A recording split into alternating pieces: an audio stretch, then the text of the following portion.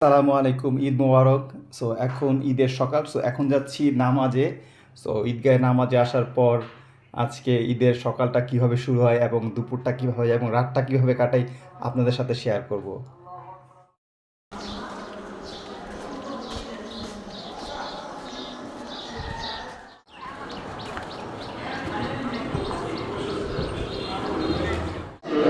সে তার ঘরের অবস্থা বলেন তাদিল্লু মা তামাসসাকতুম বিহিমা কিতাবুল্লাহি ওয়া সুন্নতি। ইনশাআল্লাহ আল্লাহ বিরুদ্ধে কোরআন